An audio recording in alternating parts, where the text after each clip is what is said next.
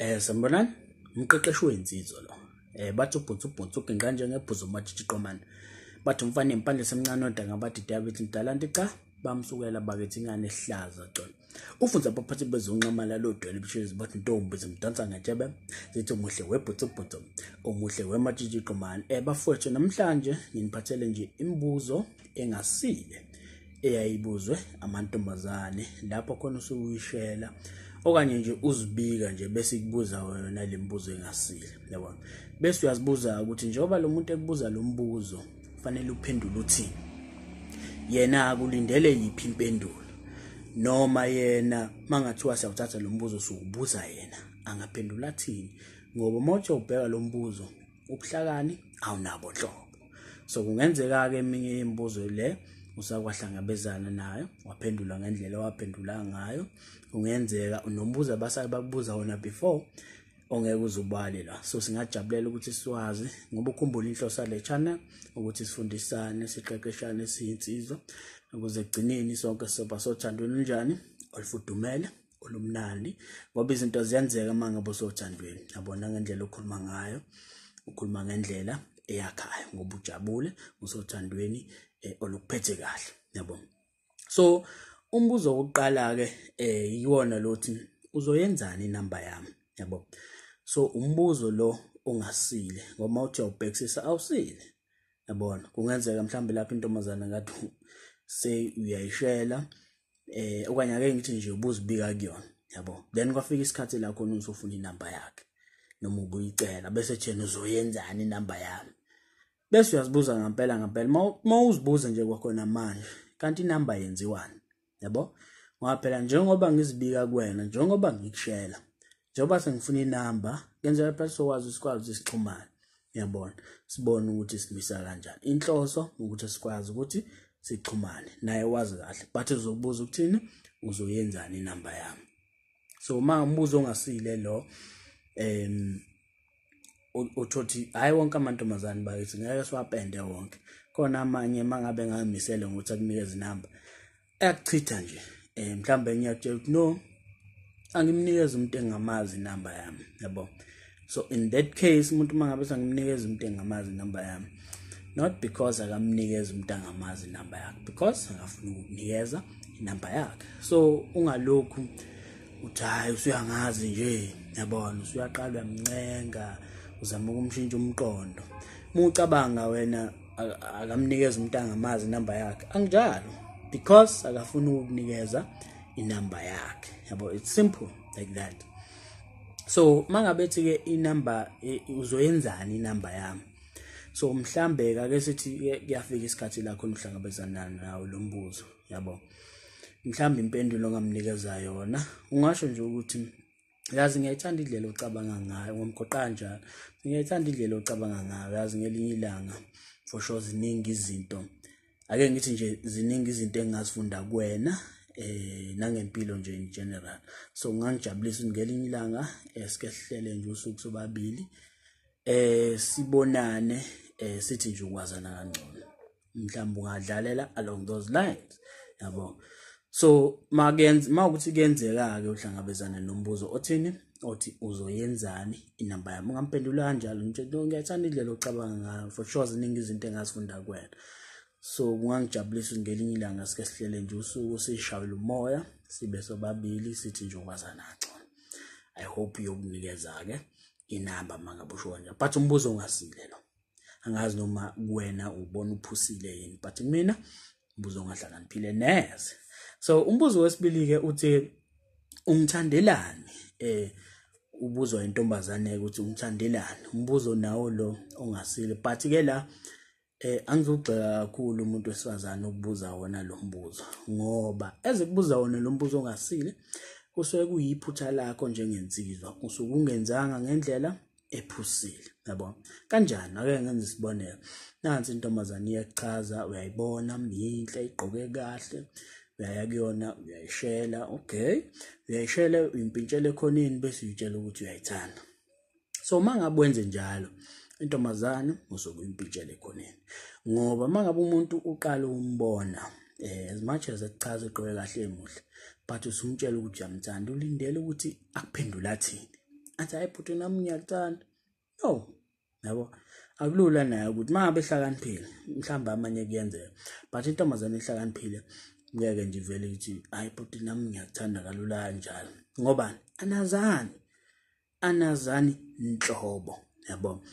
So na igcina sikubuza yona lemibuzo engasile, ungithandelani, yabo, umbuzo ngenabo ubuhlakani lo, yabo. So mangabe insizwe ehlakaniphile, you know very well ukuthi nawe akufanele uzibeke kuleso simo so ukuthi umuntu uyambona nangimuhle ugqoke kahle nomzimba omuhle bese umtshela ukuthi uyamthanda ufuna ukuthandana naye on the spot ngalelo langa, ngoba awumazi impilo ayiphilayo, awumazi uhlobo lomuntu, mhlambe angeke uzukwazi ukuphilisana naye, yabona.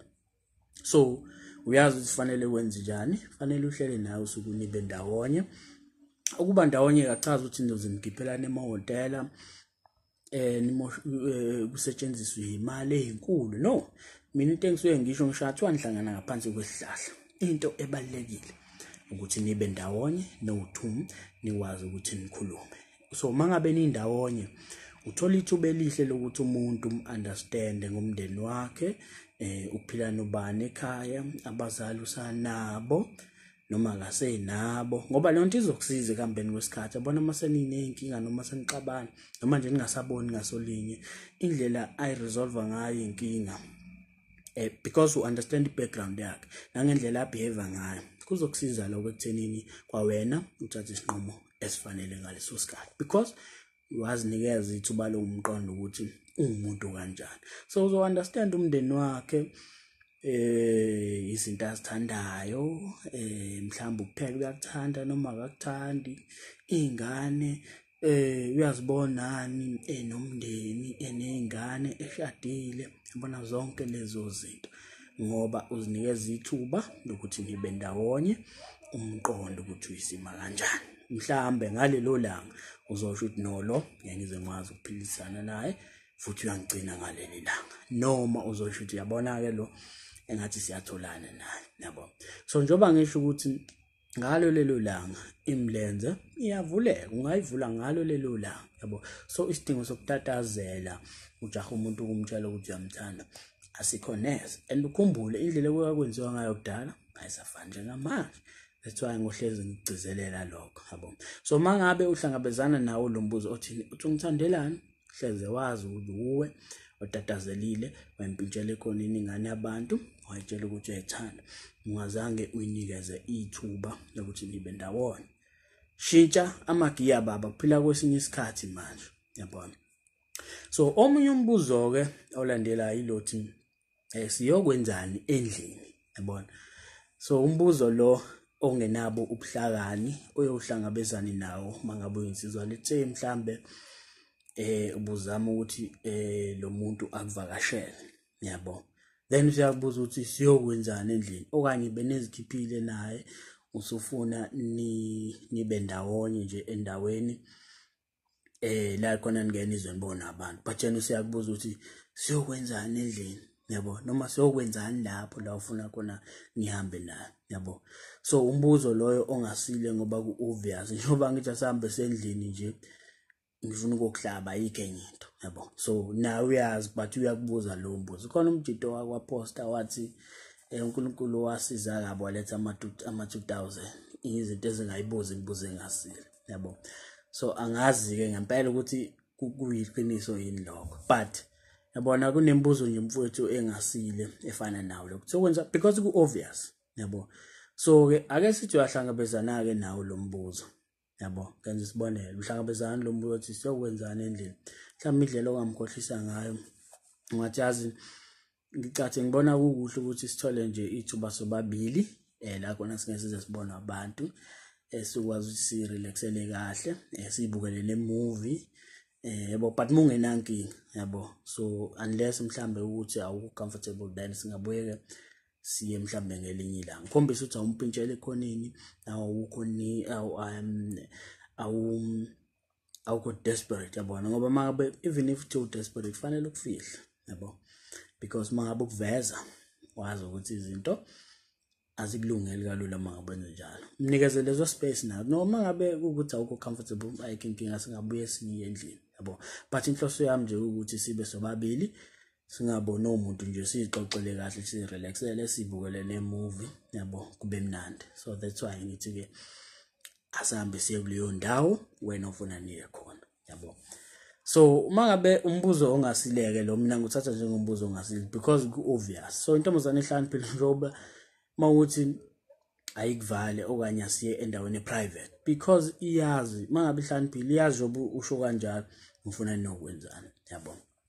So umbuzo ongasileke loyo. So namhlanje ungadlala along those lines. Mina nginikeza ama guidelines ukhumbule. Angifuni into iphendule exact yabo. Wena unga improve kule ndlela engisho ngayo yabo. Ubeke ngendlela nawe ucabanga ukuthi kuzozwakala kahle kuyena ngaso leso sikhathi. But ngikunikeza ama guidelines. So umbuzo olandelayo ongasile yiwo lothi uzolenzani igama lami. Yabona kunesikhathi la khona ukuthi umuntu uyambingelela bese umbuza igama lakhe bese uzolenzani igama lami.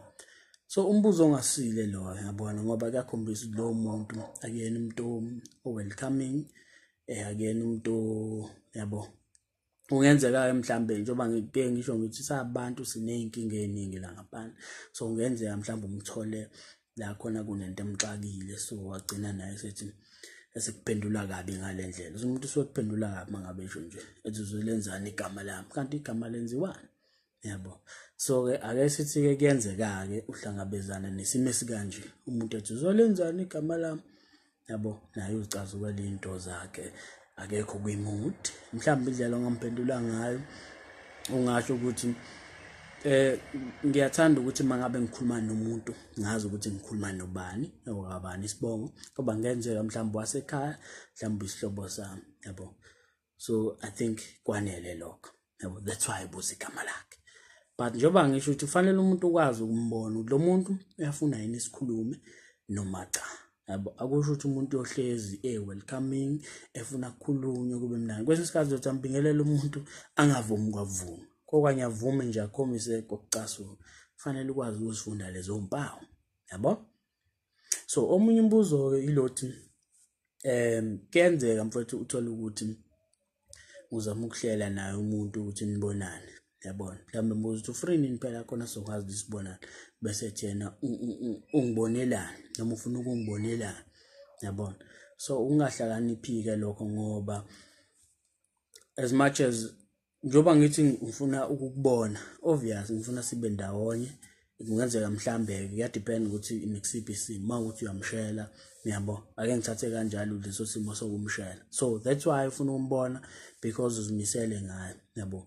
So ku obvious nje ukuthi anibe ndawonye ufuna ukumbona. So yena mangabe ethi ungibonelana lo muntu usuke engayimisele ngokuthi nibonane yabo. So esimeni sikanjena ke hayi mfethu kwezinye izinto kufanele uzi accept yabo. No okay ayikho inkinga mabe ngafuna ngafuna mesho kanjena nje khohlwa wena because akazimisele ngawe yabo. So ngeke ngisho ngithi intombazane mangabe igcwele ngawe izinto yakwenzela zibe lula. Even uzama ukuthi nihlangane iyakusiza yabona. Even if ungathiwa uthi anibona nekusasa mhlambe kusasa ine test iyabhala uzothi no kusasa angeke ngikwazi ukuthi sibonane ngibhizi ngiyabhala but ngizoze ngibe free ngolesithathu noma ngolesine. Wayesho kanjalo because naye uyathanda ukuthi nibonane. So as much as they busy but you are suggest ukuthi uzobe tholakala ngasiphi isikhathi yabo. So umuntu mabe egcwele ngawe yakwenzela uyakumeetha halfway yakwenzela izinto zibe lula. So ama signs lawo asobala kufanele uwafunde abone ungazuzixaka ngabantu laba lobe kuphoxa na ugcina ungasazithembi utshetha mhlawumbe umubi indaba akwazi ukufunda zonke lezi impawu. So imibuzo ke le engaphusile eyayibuzwa amantombazane. So nawe mhlambe ngenzeka ukhona omunye umbuzo abake bakubuza wona ongabalwanga la weli ngingajabulela ukwazi njengoba ngisho ukuthi into mawusakwayibona mangabe usibona okwesibili kubalula ukuthi uyiphendule because usakwayibona noma ungasaphendulanga exactly ngendlela engisho ngayo but uyokwazi ukuthi ukwazi ukuphendula ngendlela because usakwayibona. But into mangabe uyibona okokuqala iyakuthusa inamathuba amaningi ukuthi ikuthusa yabo. So nakhona ugcina ungagcina impendulo ungasanikeza impendulo kuyona efanele ngaleso sikhathi. So ke mangabe unesifiso sokuthi mina nawe sidinga udaba lakho ungangibhalela nje ku-email engizoyishiya kuyona le video. Ngiyajabuleka umuntu mangabe ngibhalela ku-email ngoba ku Facebook nakhona ungaya Facebook but ngithola inqwaba yama inbox lapha ya igenge encane iyahlupha. Ngiye ngithi mangingena mhlawumbe ngifunde 10 wabantu engithola umuntu obhala into ezwakalayo yabo. Abantu babingelela umuntu ashiye kanjalo, uma ubingelela ushiya kanjalo lefunda into yakho ngisithulela ngidlulela komunye umuntu obingelelile wahlala odabeni noma umuntu ohlala odabeni yabo. Kanti uma ku-email angikholwa ukuthi ungabhala i-email uthi sabona umqeqeshi bese uyasulela, uzobhala bese ubika nodaba lakho, then sokwazi mina nawe ukuthi sibonisane. Ngiye ngimnikeze umuntu i-option ukuthi okay ungathandani udaba lakho ngikuphendule kanje noma ufuna ngikuphendule ngubhala phansi, but ngithanda ukuthi siphendulane ngale ndlela okwenza ivideo ukuze nomunye umuntu somewhere obhekene nale nkinga noma mhlawumbe ongasabhekani nayo akwazi ukuthi asizakale. So imibuzo le engaphusile eyayibuzwe amantombazane lapho khona ushela noma uzibike. So ke makwenzeka ke nawe uhlangana nawo lo mbuzo ngiyathemba ukuthi uyophendula kahle, izinto zakho zikhambele kahle. Sharp.